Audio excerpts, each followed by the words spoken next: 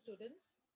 Welcome to another class of our biology where we will be doing the chapter number 5 of your unit 2.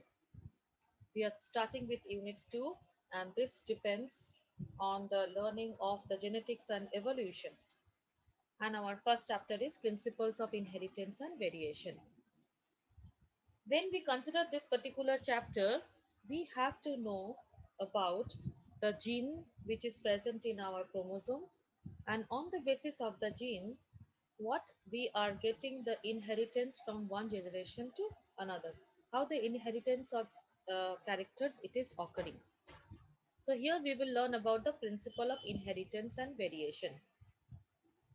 As we can see in this particular slide, a tall tea plant, when it is crossed with the short tea plant, then what kind of plant we are getting. So this is the most important part over here which we will be doing in this particular chapter, that how the two parent plants are getting crossed. And in this way we get lots of variations in case of the genes when we are making the cross of the parents, like one true breeding parents with another true breeding parents, or maybe we can go with the cross breeding also, and in case of 2 3 generations what we are getting the result. So we can see there are lots of variations when there are generations taking place. Variation in the sense the gene might be almost the same, the arrangement can be different, and because of that there is a variation which is continued in the race. So let's learn about this. What's the history? We must know that. Now, inheritance is actually the transmission of characters from the parents to the offspring, generation after generation. It is described as a genetic continuity of germinal material from the parents to the offspring.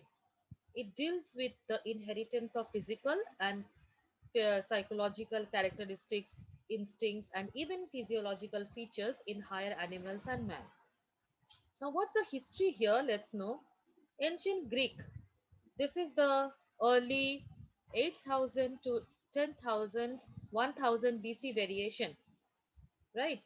BC means before Christ, and because of that, we can see the decreasing year, that is 8,000, then 7,000, 6,000, like that. And this variation happens due to the sexual reproduction, that means the fusion between the two gametes. Exploited variations, that means if the variation is not natural, it is present in case of the wild plants and animals to selectively breed and select the organisms with different desirable characteristics. We can say this one as an artificial selection and domestication, which is taking place in case of this Sahiwal cows in Punjab, which we want to get the breed. So they are exploited naturally, occurring, and this occurs variations in some domestic plants as well as animals. And we want to get this one in a desirable characters. From this, we will start with the terminologies which we have to learn now. That is, first of all, genetics. As we all of us know, what is the genetics? It is a kind of a branch of biology or life science that deals with the study of the heredity and variation, like how we are getting the variations in our generations, that in our progeny, that we will learn here. What is heredity? It is the transmission of characters from one parents to their offspring or to their progenies. Variation is what? It is the difference between the offsprings along with their parents. That means even the parents are giving birth to 2 3 children, they will not resemble totally the same. So there is certain difference between an individual. So, and because of that, what is happening? The variation is created in this global earth. It happens not only with the human beings, but for each and every species we can see there is a kind of variation that is seen. A slight variation, obviously, it will be visible. What is hereditary variation? These are the genetical and they are inheritable. Environmental variation, they are acquired and non-inheritable. That means due to certain environmental condition, if there is a mutation occurring in the gene, then we call that one as environmental variation.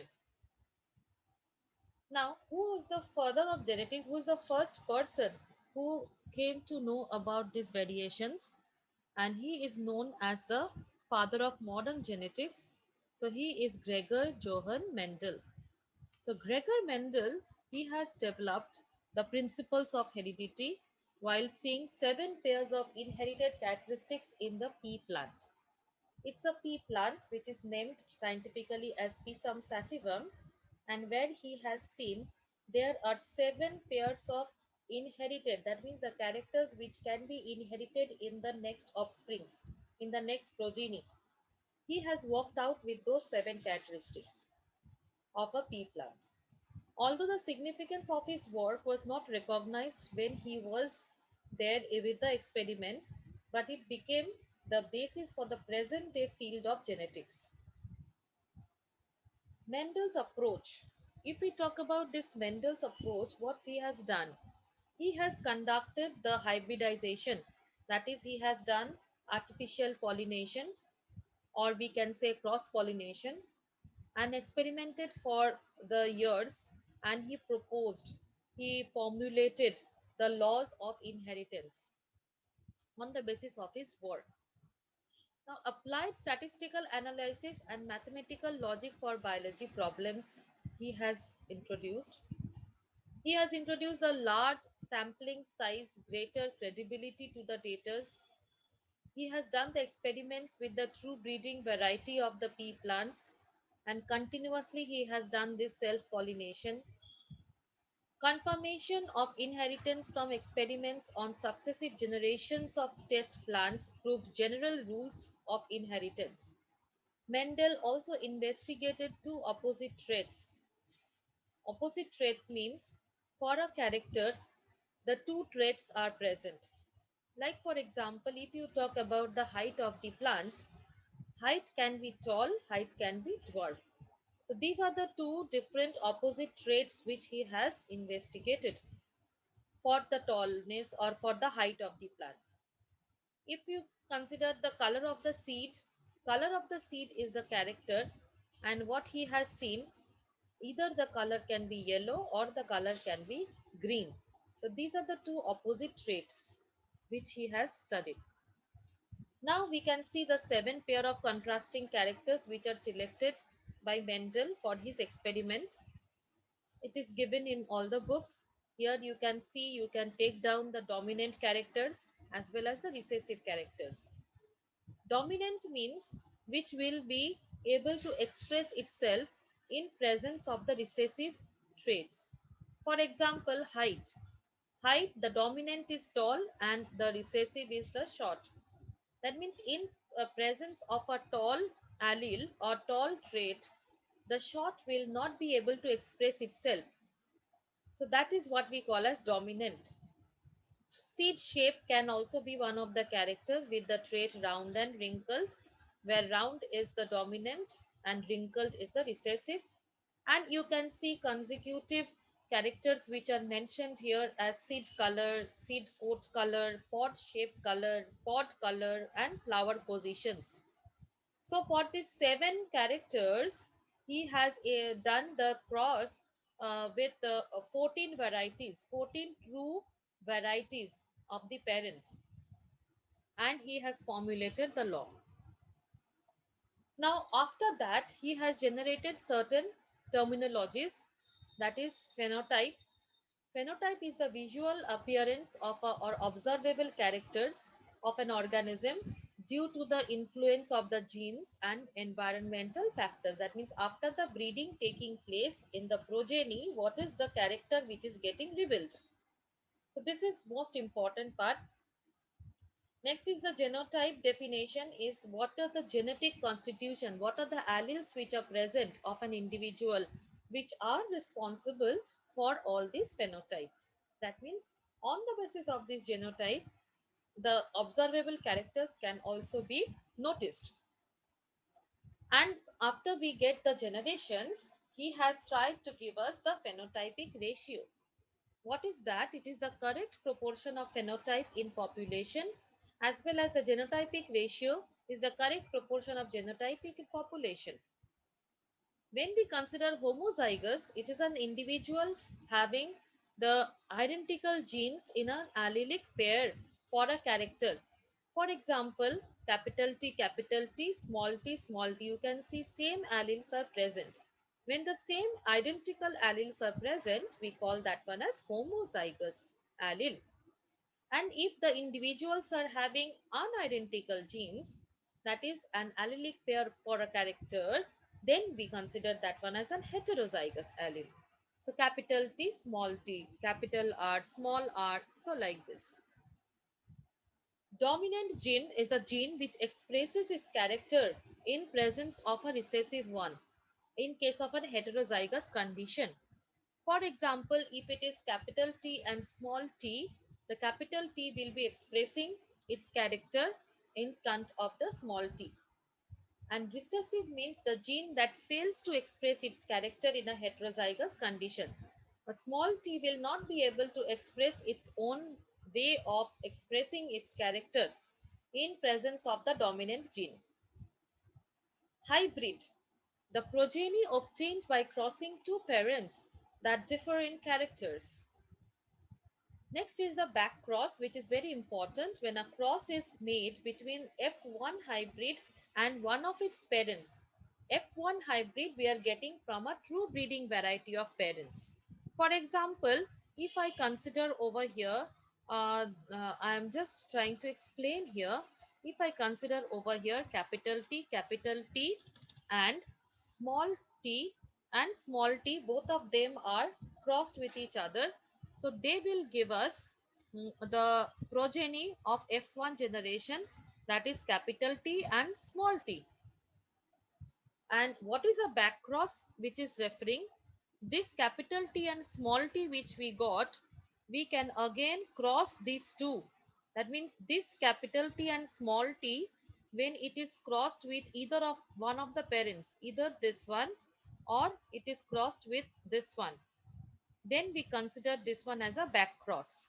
So if it is like this, then we have to make the Punnett square over here the way of expressing. So this will produce the gametes capital T and small t, and this will produce the gamete capital T and capital T. So when these two will be crossed with each other, so what can be the progeny? This is what we call as a back cross. So either it will be capital T, or it will be capital T, small t. So this is what we get the combination. This is what we call as a back cross. That means the cross which is made between F1 hybrid and one of its parents. Our parents are either TT or small t. Now we come to the test cross. The cross between the hybrid and its homozygous recessive parent. This is what we call as a hybrid. That means if the hybrid is capital T and small t, obviously the dominant this one will be expressed. And if this one is crossed either with the homozygous recessive parents, right, and we want to get the genotype, that is what we call as a test cross between the hybrid and its homozygous recessive parent. That means this one is done with small t and small t, this is the recessive parent. So with this, if it is done the cross, then we use this one to identify the genotype of the hybrid. That means what is the genotype of this hybrid? This is the hybrid. This is what we call as an hybrid. So what is the genotype? Phenotype is obviously tall, and if two t's capital T's are present, that is also tall.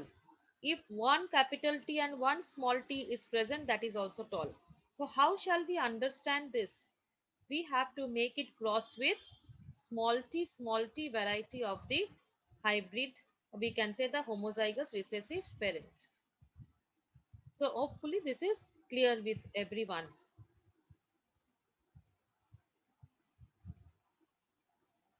Now we will consider the question here, that why Mendel has selected the pea plant. The pure variety is available. Pea plants are very easy to cultivate. Life cycle of pea plants are only few months. That means the lifespan is very less, which is helping the scientists to do the experiment for generations. A scientist can do the experiment for at least 3 generations also if the lifespan is smaller. So the result is got very early. Contrasting traits are observed. For example, tall dwarf, round seeds and wrinkled seeds, axial flower, terminal flower. So these are the contrasting traits which are observed in this particular pea plant. Flowers are bisexual. That means both male and female part is present in one plant. That means it can be self-pollinated normally, but it can also be cross-pollinated manually. And hybrids are fertile. So these are the points for which Mendel has selected the pea plant. Now we consider the inheritance of one gene. When one gene is crossed, then what is the cross we get? That is what we call as a monohybrid cross. When a cross is made between the two parents differing in one pair of contrasting character is called the monohybrid cross. So here we are doing the cross with the tall and the dwarf pea plant. So we are taking one character here, that is the height of the pea plant. Right, students? So then the tall and the dwarf, they are the contrasting characters, and collected seeds which are there from these two plants, we are getting to cross it, and then we see their first hybrid generation, which can also be called as first filial generation, or we represent this one as F1 generation. So in case of this F1 generation, we can see all the plants are tall. We do not get any kind of dwarf variety of plants here. And for other traits also, the F1 generation resembled only one plant or parent, and trait of the other parent were not shown. Then we have done the self-pollination, which gives us the F2 generation or filial 2 generation. Now F2 generation, we can get the two particular phenotypes. One is a dwarf phenotype, another one is a tall phenotype. And when we see, there are four options we are getting. So when we consider this one in a fraction, we are getting 1/4 of the dwarf phenotype, and we are getting 3/4 of the tall.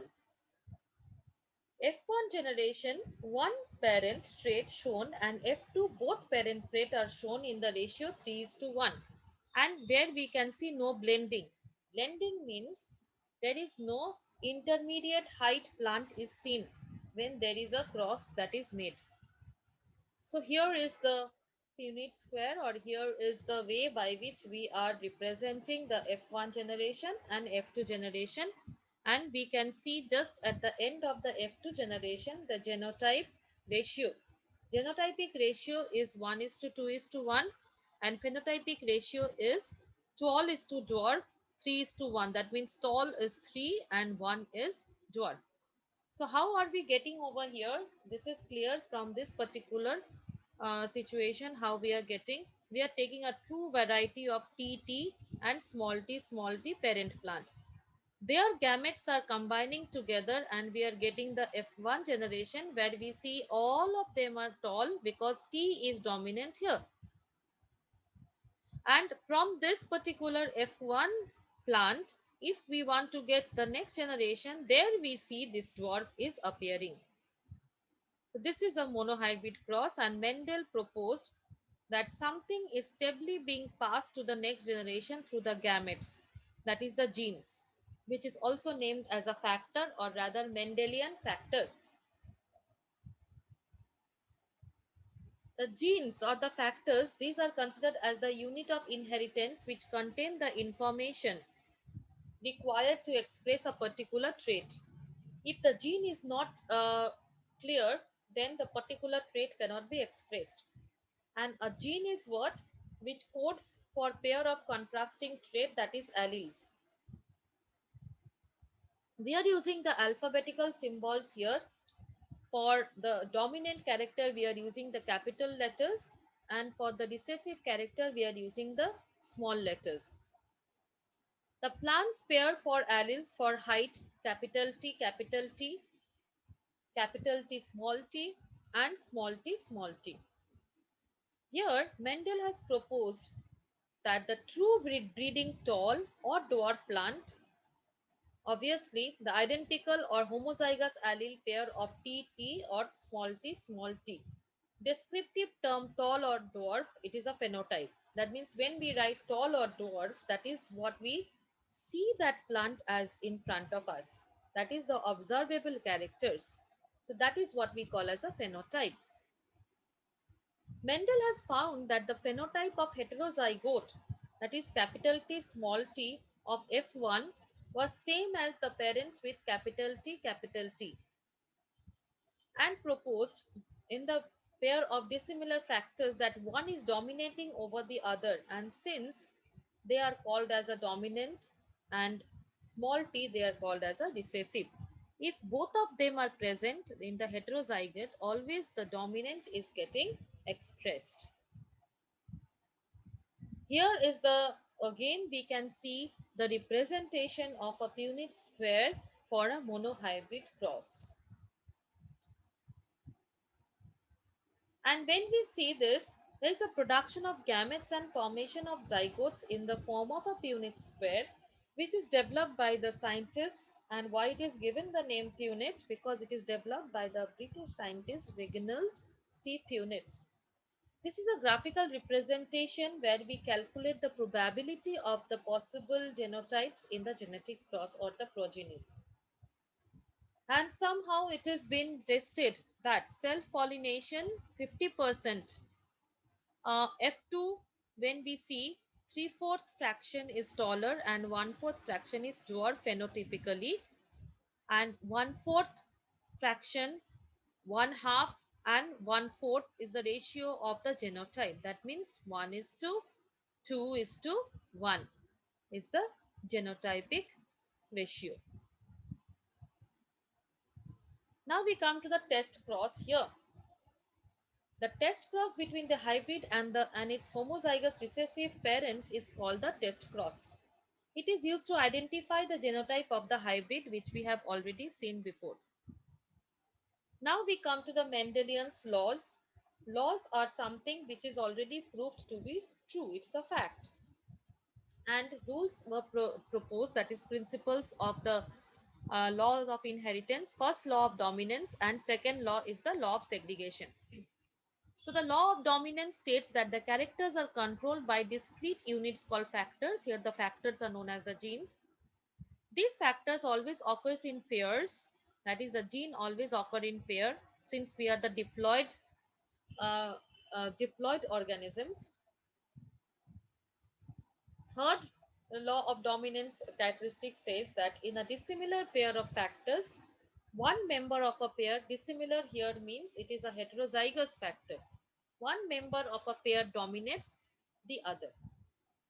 Used to explain the expression of only one of the parental characters in monohybrid cross and expression of both in F2.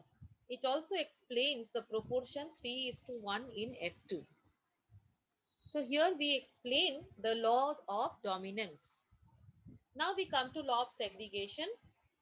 This segregation law says that when the pair of factors for a character is brought together in a hybrid, they separate, they split, or they segregate when they form the gametes.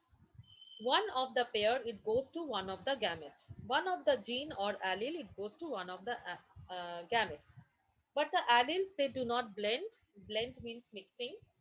And both the characters are recovered in F2 and one in F1. Factors which is present in the parent segregate and gametes receives only one of the two factors. Homozygous parent is one kind of gamete. Homozygous means capital T, capital T. So one kind of gamete will only be produced, that is capital T. Heterozygous parent will consider will form two kind of gametes. Each one will have the allele with equal proportion, that means 50%. So hope this particular portion is very much clear with the two laws. And these two laws are based on the monohybrid cross which is been formulated by George Gregor Mendel. And the next part we will continue in the next class.